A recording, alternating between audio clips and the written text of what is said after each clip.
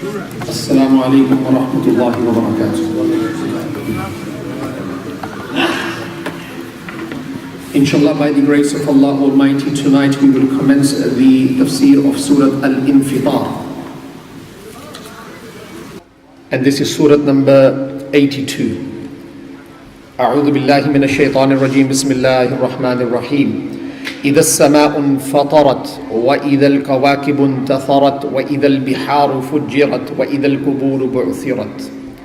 Translation of the first 4 verses of Surah Infitar. When the heaven is cleft asunder, and when the stars have fallen and scattered, and when the seas are burst forth, and when the graves are turned upside down. My noble audience, there are so many different surahs in the glorious Quran, and there are so many verses in the Quran that capture the moment when Allah will bring this world to an end. The preceding surah, Surah At-Takwir, is very, very similar to Surah Al-Infitar from the start. So in Surah Takwir, Allah spoke about the destruction of this world.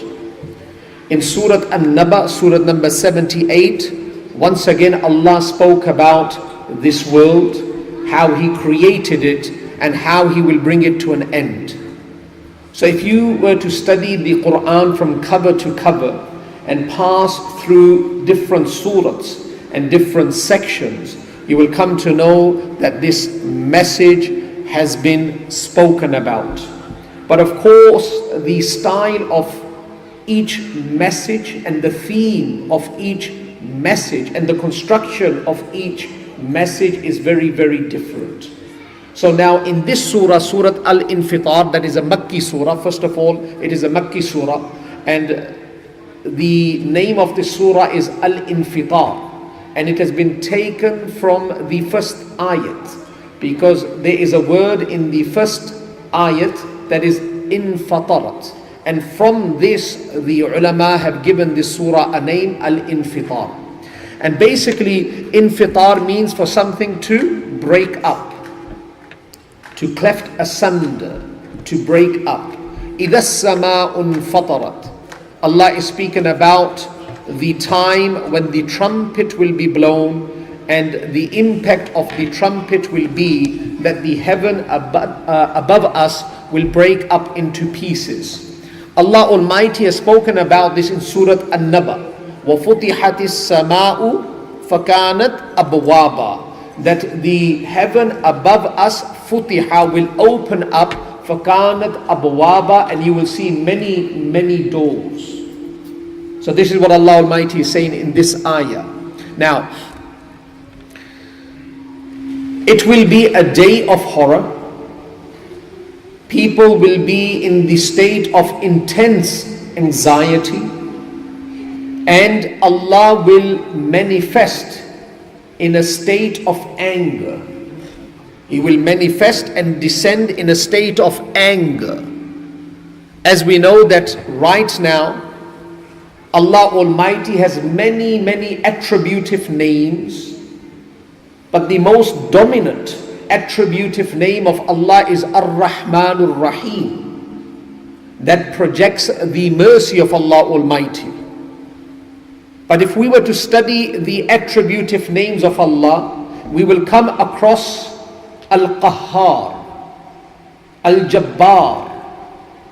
And basically names like this give us an understanding that Allah has that side as well, where He becomes angry and He punishes. So indeed He is Ar-Rahmanur Rahim, but at the same time He is Al-Qahhar and Al-Jabbar.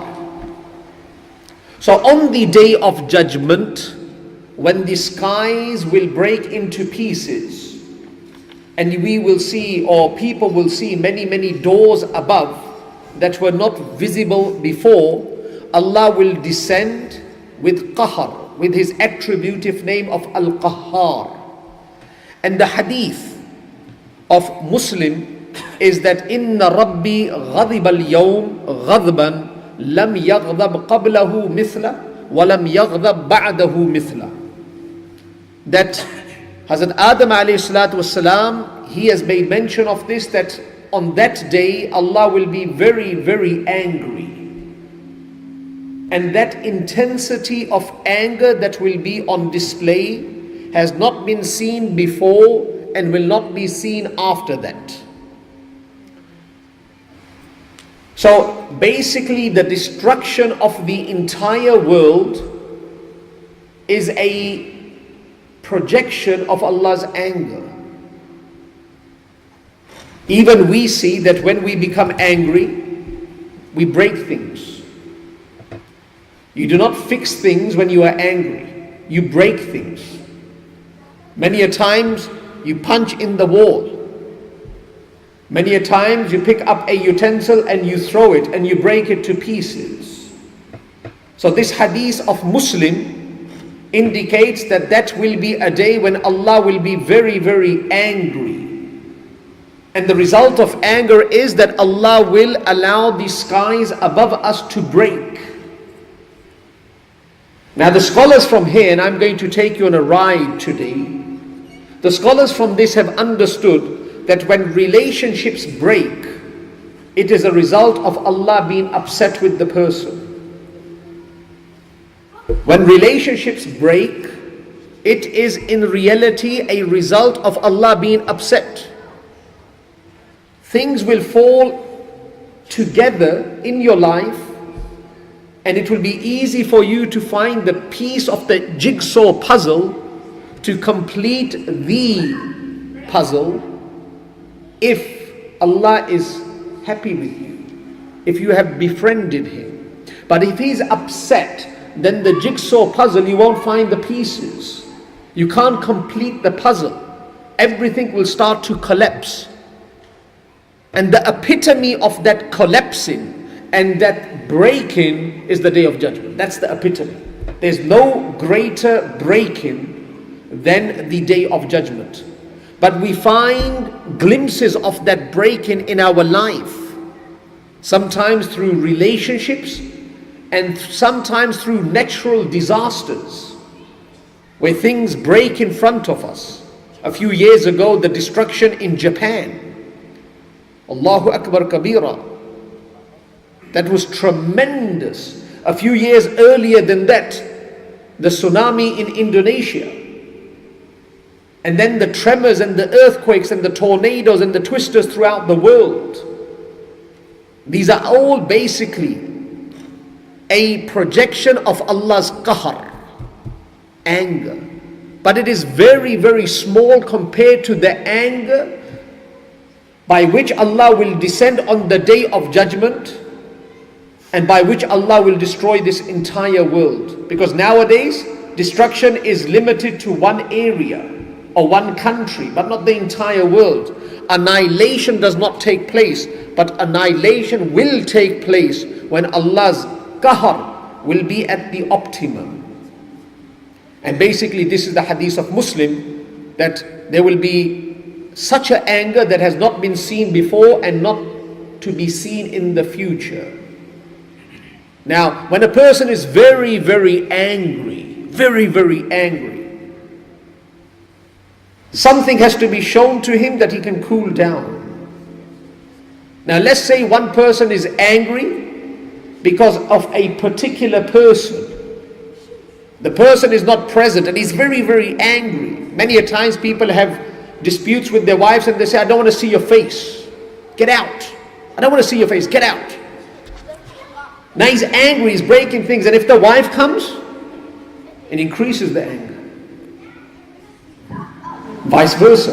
The wife doesn't want to see the husband. She said, get out. I don't want to see you right now. I don't want to talk to you. And the husband is coming and imposing himself on the wife, right in her face. She's not going to cool down. True? So you need to bring something in that scene that can cool down the person.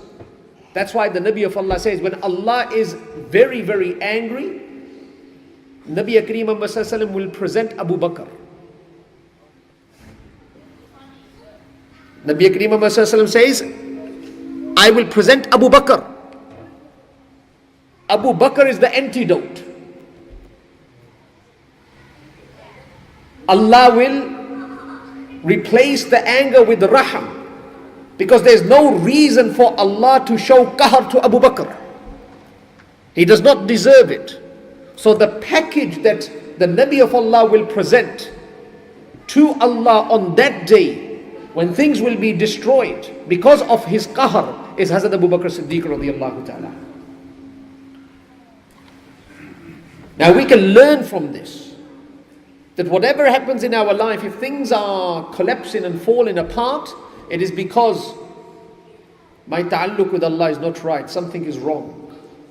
I need to mend my relationship. You mend your relationship, present the package, and you will find that things will start to fall into place. Does it make sense? إِذَا السَّمَاءُ انْفَطَرَتْ وَإِذَا الْكَوَاكِبُ انْتَثَرَتْ. And when the stars have fallen and scattered. Now basically, these are lights. These are lights right above us, but they are embedded in the roof. They are embedded in the roof. If the roof collapses, the lights are going to fall as well. It's very, very simple. If the roof collapses, the lights are going to fall as well. The lights are there to give light and to beautify the ceiling. So Allah Almighty says, وَإِذَا الْكَوَاكِبُ انْتَثَرَتْ. And when the stars have fallen and scattered, the sky will open up, the beauty will start to diminish, and one of the dimensions of the beauty diminution is that the stars will start to fall. وَإِذَا النُّجُومُ كَدَرَتْ. In the previous surah, kadarat means to fall on the ground. So basically the stars will fall out of the sky. They will break to pieces and drop on the floor. وَإِذَا الْبِحَارُ فُجِّرَتْ. And when the seas are burst forth, the fresh and the salt waters will merge to become one mess of water. Allah. All the waters of the world, the fresh water, the salt water, the oceans and the rivers and the lakes and the muddy water and the beautiful water, all the waters will come together. They will merge to form one mess of water. That is horrifying in itself. Nowadays, Hollywood makes a lot of movies, and one of the projections is that the city is destroyed when the wave comes. The wave gains momentum and it becomes a gigantic wave, where the vessels that are so large in size are tossed around, just like a child picks up a toy car and tosses it. It has no resistance. Likewise, these massive, massive vessels, Hollywood projects this, they are tossed around and the entire New York is underwater. And despite all the technology and all the advancement, the human mind creates something, knowing that there is nothing that we have that can resist this flow of water and divert the course of this water. Now think about Allah allowing all the waters to come together, and then Allah directly commanding it to come out with vengeance and to destroy. Allahu Akbar. وَإِذَا الْبِحَارُ فُجِّرَتْ. It is the shukr of Allah Almighty that we will not be alive to see that day. Because Allah Almighty's Nabi says, لَا تَكُومُ السَّاعَةِ إِلَّا عَلَى شِرَارِ النَّاسِ. That day is only to be seen by the wicked. Inshallah, we are not from the wicked. وَإِذَا الْقُبُورُ بُعْثِرَتْ. And when the graves are turned upside down, the graves will be overturned. The graves will be overturned. Humanity will rise from their graves, and we spoke about this in Surah At-Takwir. Now, the message is building, but the message is flowing towards something. So this is a message. إِذَا السَّمَاءُ انْفَطَرَتْ وَإِذَا الْكَوَاكِبُ انْتَثَرَتْ وَإِذَا الْبِحَارُ فُجِّرَتْ وَإِذَا الْقُبُورُ بُعْثِرَتْ This is the message. It is gaining momentum. But the message has to stop somewhere. Where is Allah taking us? What is the junction? The junction is alimat nafsum ma qaddamat wa akharat. That is the junction.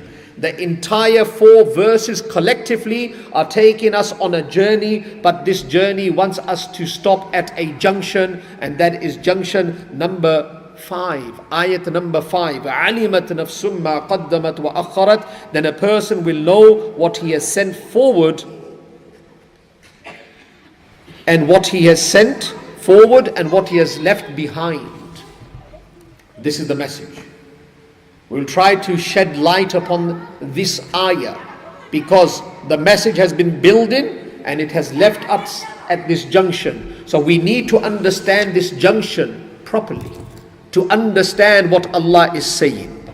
Now, basically, a human being is the supreme species. We are the supreme species in the entire world because we have the ability to plan. We have the ability to plan. We have a greater level of wisdom, a greater level of intellect. But over and above all that, we have option. We can choose. Human beings have the ability to choose. Angels do not have the ability to choose. We have the ability to choose. And over and above that, that is the greatest reason why we are the supreme species, is that we have the greater ability to recognize Allah. And when you have the greatest ability to recognize Allah, you have the greatest ability to disregard Allah as well. Keep that in mind. If you have patience, you are impatient as well. You can be very, very patient and you can be very, very impatient. You can be content at the highest level, a human being. He has both capacities. And he can be so greedy and selfish at the same time. This is why a human being is amazing. He's so complex. He can reach the highest level on the right side and he can reach the highest level on the left side. That's why Nabi Kareem Muhammad sallallahu alaihi wasallam said that the Fir'aun of my ummah, the Pharaoh of my ummah is Abu Jahl. The Fir'aun of Musa, he was Ramses. And then the Nabi of Allah says, the Fir'aun of my ummah, Abu Jahl, was much more greater as a wretched person than the Fir'aun of Musa. Now, I want you to pause and try to recollect what I am saying, so you will understand where I'm coming from. Which ummah is the greatest ummah? You tell me. We are. Nabi Kareem Muhammad sallallahu alaihi wasallam's ummah is the greatest ummah. Kuntum khayra ummatin. You are the greatest ummah. Because we have been sent to follow the greatest Nabi. We are the greatest ummah. Now we are the greatest ummah. Why? Why are we the greatest ummah? Because we have the greatest teacher, the greatest speech, the Quran, and the greatest ability to implement the speech. We will reach heights that people in the past could not dream of. And I'm talking about the heights that lead us to our Creator. Make sense? What we will do, no person. That's why Anbiya, when they look at the status that Allah will grant us, they will envy the positions that we will hold on the day of judgment. But then the Nabi of Allah says, the Fir'aun of my ummah is greater in infidelity and in wretchedness and in rebellion than the Fir'aun of Musa. And the history makes no mistake. It is very, very clear that when Fir'aun was dying, He chanted, he screamed out that I believe in Allah and Moses, that I believe in the Rabb of Moses. This has been documented in Surah Yunus. I believe in that. But Abu Jahl is dying. Mu'az and Mu'awwaz have struck him to the ground. He's taken his last breath, Abu Jahl, last breath. Let me pause, let me halt. Many years before, Abu Jahl is sitting with his friend and a discussion takes place between them, and Abu Jahl acknowledges that Muhammad ﷺ is the Nabi of Allah. He acknowledges. He says, why don't you accept? He says that my tribe, the tribe of Makhzum, will not be able to compete with Banu Hashim in producing a prophet. If I accept him as a prophet, where am I going to bring a prophet from? For decades and centuries we have been competing with Banu Hashim. Banu Makhzum cannot compete if I accept him as a prophet. I know he is the prophet of Allah. But that in itself gives us an understanding that how much ability he had to decline. The ability of decline. The ability of rejection. Now Abu Jahl is in the battlefield of Badr. He is struck to the ground. He's taken his last breath, and Abdullah ibn Mas'ud arrives. And what does Abu Jahl say to him? He's standing right over him, ready to strike him, the final strike, and he knows where he is going. Because he knows that I have rejected the Nabi of Allah. And he says, oh you shepherd, when you cut my throat, cut it from below. So when people see my head, they see that there's a long neck attached to the head. This is for pride and ego. So people know that I don't have a small neck. He didn't make tawbah. What do we learn from this story? That this ummah has a great ability to accept. They can excel to the highest levels. But at the same time, they have the ability to drop to the lowest level. إِنَّ الْمُنَافِقِينَ فِي الدَّرْكِ الْأَسْفَلِ مِنَ النَّارِ. What a level acquired by Abdullah bin Ubay bin Salul, Ra'isul Munafiqun. Now Allah Almighty is saying, Alimat, the message, we travel with the message. We depict the scene of destruction, annihilation, and then Allah makes us stop at this junction and says, look at your deeds, what you sent forth and what you have left behind. What potential you have. Don't underestimate your potential. Now there are two commentaries to this ayah, and I would like you to attentively listen to this. It will help you. Allah is saying, what you have sent forth, what you have sent behind. So basically the first commentary, there are good deeds that we do and we send forth. ذَلِكَ بِمَا قَدَّمَتْ يَدَاكَ وَأَنَّ اللَّهَ لَيْسَ بِظَلَّامٍ لِلْعَبِيدِ Surah Hajj, Surah number 22, verse number 10. ذَلِكَ بِمَا قَدَّمَتْ يَدَاكَ. You have sent ahead with your hands. Haath ka boya hua sab kuch. We send with our hands. We will see it when we arrive on the other side. It can be good, it can be bad, but we have sent it. وَأَنَّ اللَّهَ لَيْسَ بِظَلَّامٍ لِلْعَبِيدِ. And Allah does not wrongdo any of His servants. وَمَا رَبُّكَ بِظَلَّامٍ لِلْعَبِيدِ. Allah does not wrong anyone. Second part, what you have left behind. There were many opportunities to do good, and there were many times that he could abstain from haram, but he didn't. So that is what he is left behind. There were many opportunities. He could have done good, but he didn't do the good.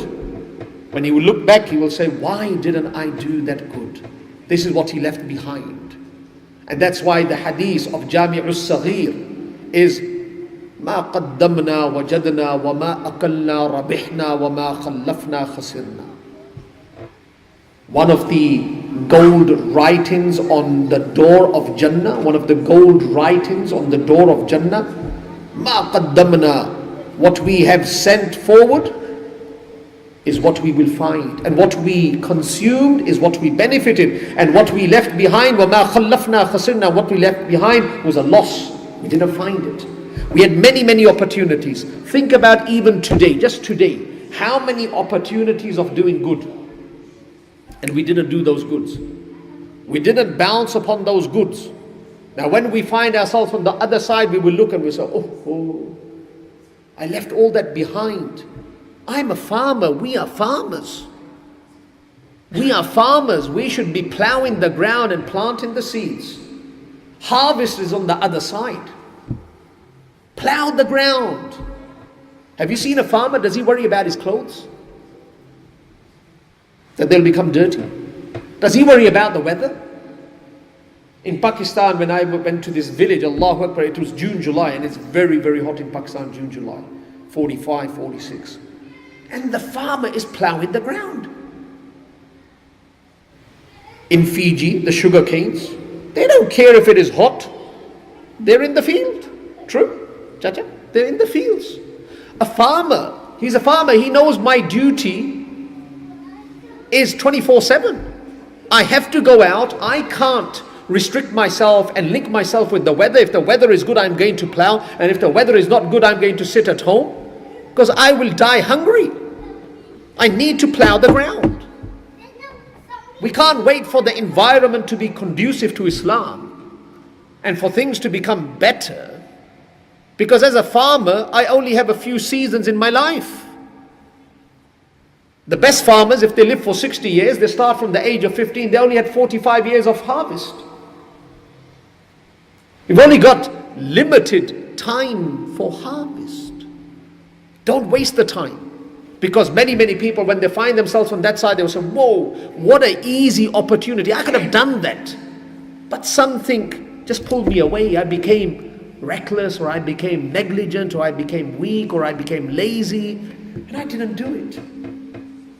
That is one commentary of alimat nafsum ma qaddamat wa akharat. And the second, one person, he does something good or he does something bad, it is registered, it is documented, it is sealed, and he finds it on the other side. What he left behind is a good custom. He leaves a good custom. For example, a person, he's a teacher, he's a muallim or a muallimah, teaching the children Quran, teaching the children hadith, or as a parent, teaching the children nobility, Islamic mannerism. Now this person, he leaves this dunya, but that action that was constructed upon his education does not pause and it does not cease. It keeps growing and it keeps blossoming. And that's why I'm going to ask you a simple question. Who do you think from the time of Hazrat Adam alayhi salatu wasalam till the last day, when they stand on the day of judgment, which person is going to gain the most reward? Nabi Kareem Muhammad sallallahu alaihi wasallam. Number one, his ummah is the largest in number. His ummah is the largest in number. So he's got many more businesses.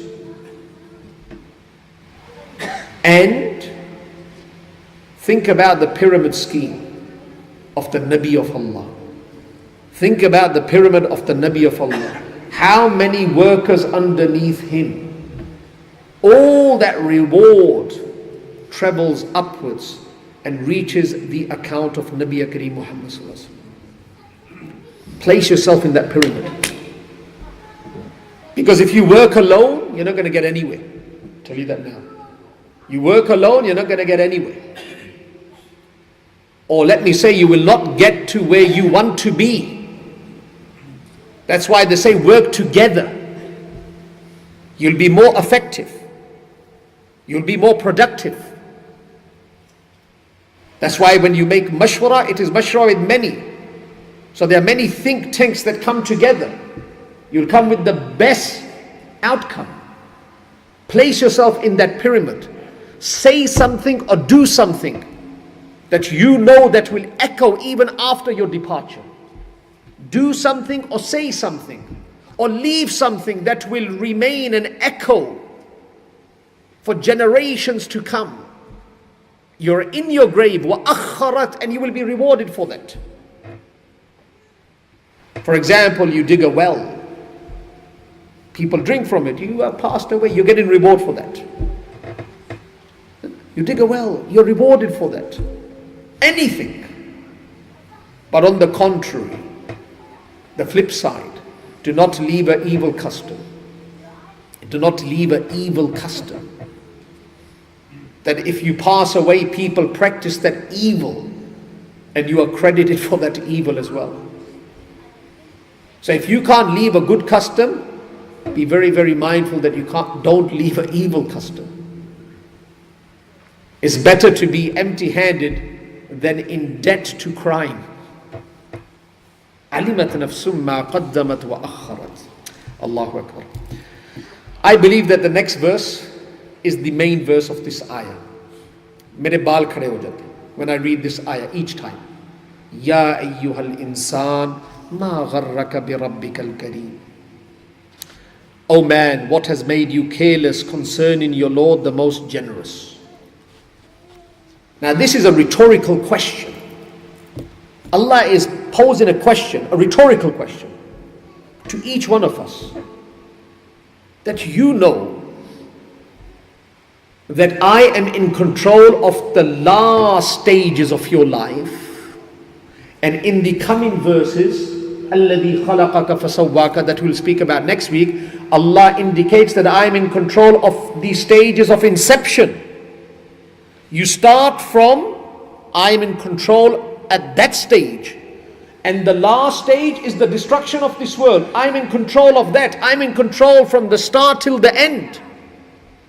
You know I'm going to destroy everything. I'm in control of that. And I'm in control when you were in the mother's womb. When the sperm met the egg of the female, I'm in control. الَّذِي خَلَقَكَ. So you know that. You do not deny that. Then we study the life of that human being that has been given this sound knowledge of inception and end. And we see that he drifts away. Why does a person drift away? How can a person drift away? How can a person forget Allah? Basically, this is what Allah is asking. Ya ayyuhal insan, insan, O human being, ma gharraka, gharra yaghurru, gharraka, gharra yaghurru, doke mein dalna. To deceive somebody. What has deceived you? Bi rabbikal kareem. Rabb, your Lord. And you know what is the answer? It is in the word kareem. This is the adjective of Rabb. The sifat. The adjective of Rabb, kareem. Now what is kareem? Of course, in Ramadan, on the 29th, on the Laylatul Qadr, the night of power, Hazrat Aisha Siddiqa radiallahu ta'ala anha says, if I feel that it is the night of power, what dua should I make? What is the dua? Allahumma innaka afuun tuhibbul afwa fa'fu anni ya kareem. Ya kareem. On that special night, the attributive name by which we communicate with our Creator is Kareem. Keep that in mind. Let's come back to this verse. Allah is saying, why does a person drift away, knowing that he is control of the stages at inception and the stages at end, and then a person drifts away? Because Allah is Kareem. Now who is Kareem? What is the meaning of Kareem? Kareem is that being that gives without the recipient asking. Kareem is that being that gives to the recipient, you and me, without us asking. A person commits a crime. Many times I've heard this from people. A person commits a crime. He lives a disobedient life, a rebellious life, but his welfare, his sustenance, his dignity, his health, his honor is not curtailed. It's not seized. When it is not seized, he falls into this delusion that I can get away with this. And basically he is getting away with this because Allah is Kareem. Allah does not seize immediately. Because this dunya is not Yawmuddin. not Yawmul Jaza. Remember, this dunya, this domain is not Yawmuddin. It is not the day of judgment. It is not Yawmul Jaza, the day of requital. It is Yawmul Amal, Darul Amal, the day of practice, the domain of practice. So when a person gets away with murder, and I'm using this word murder, meaning crime, he thinks that there's no one above him and he can keep doing it. And basically this is the result of Allah being Kareem. Let you do, I will still give to you. I won't seize. And many a times we see with our own sinful eyes that those people that are more disobedient, they get more. That's why a lot of people say, Kuffar, they have so much. Kuffar, they have so much. Muslims don't have so much. This is a deception in itself. This is the karam of Allah Almighty. Allah allows each person to use that option to choose which path he wants.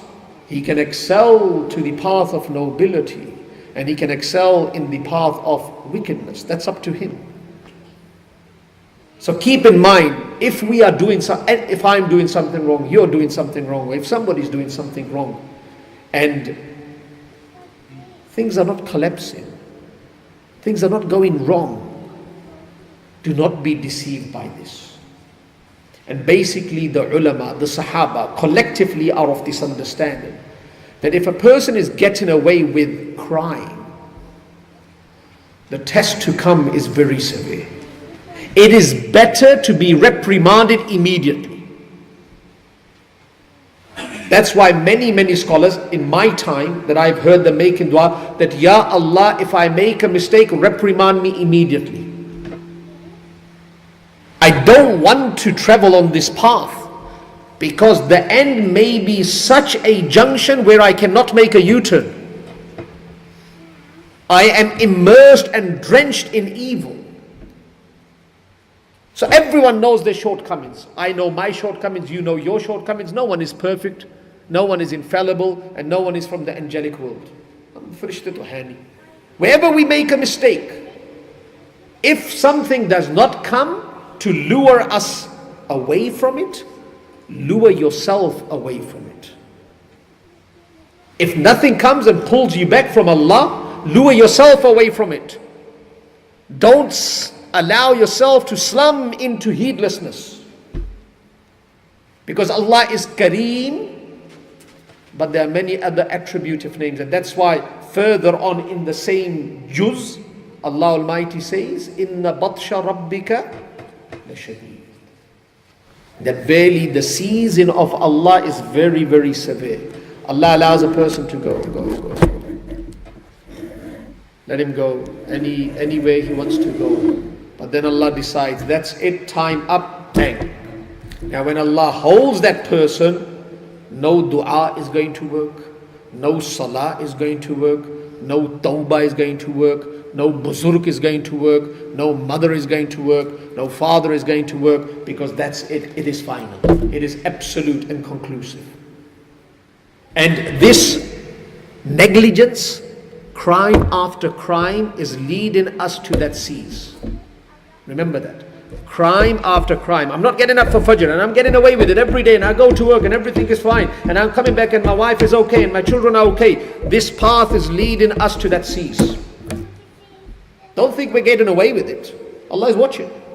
Seas is going to happen. And when that seas happens, Allahu Akbar Kabira, everything collapses. Like dominoes falling on the ground, one after another. Trickle effect, one after another. You can't control it. Once you push the first domino, you can run after it, but it's too quick. Thousands and millions of dominoes drop one after another. And that's how life and all our plans will collapse in front of us.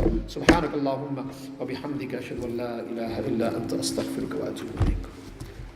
Inshallah we'll make a dua. Alhamdulillahi rabbil alameen wal aqibatu lil muttaqin was salatu was salamu ala rasulihil kareem. ربنا آتنا في الدنيا حسنة وفي الآخرة حسنة وقنا عذاب النار ربنا ظلمنا أنفسنا وإن لم تغفر لنا وترحمنا لنكونن من الخاسرين. Ya Allah, Ya Arhamar Rahimin, forgive all our minor and all our major sins. Ya Allah, grant us hidayah. Ya Allah, guide us to the right path. Ya Allah, guide us to iman and yaqeen. Ya Allah, guide us to the valleys of a'mal salihah. Ya Allah, guide us to akhlaq hamida. Ya Allah, grant each one of us the best of both worlds. Ya Allah, grant us hayatan tayyibah. Ya Allah, make our future better than our past. Ya Allah, you are aware of our needs. Ya Allah, fulfill all our permissible needs. Ya Allah, safeguard us from all kinds of ibtila. Ya Allah, grant us spiritual and physical health. Ya Allah, हमसे दोस्ती कर ले. Ya Ghaniyu, Ya Mughni, enrich us in all works of life. Ya Allah, enrich us in deen, enrich us in dunya, enrich us in akhirah. Ya Allah, accept all our supplications. Wa sallallahu ta'ala ala khayri khalqihi Muhammad wa ala alihi wa ashabihi ajma'in.